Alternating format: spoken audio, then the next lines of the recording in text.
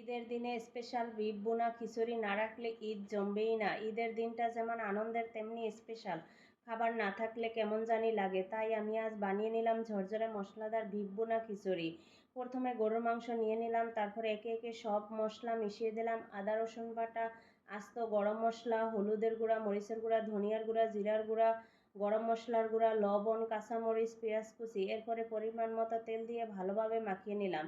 একটু পানি দিয়ে মিডিয়াম লো আঁচে ধীরে ধীরে মাংস রান্না করলাম, যাতে সব মশলা ভালোভাবে মিশে যায় আর মাংসটা নরম হয়ে যায়।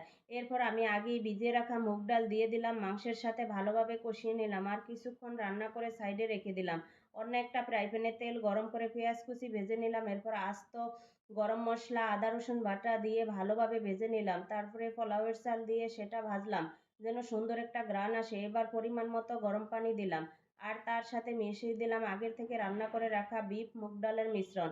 ভালোভাবে নেড়ে ছেড়ে কাঁচামরিচ দিয়ে ঢেকে দিলাম। কয়েক মিনিট পর ঢাকনা তুলতেই যে সুগন্ধ এলো, তাতে মনে হলো এই রান্নাটা ঈদের আসল স্পেশাল আইটেম।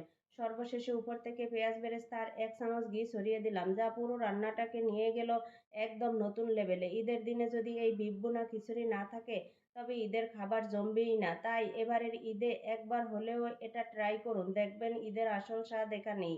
ভালো লাগলে ভিডিওটি শেয়ার করে দিন।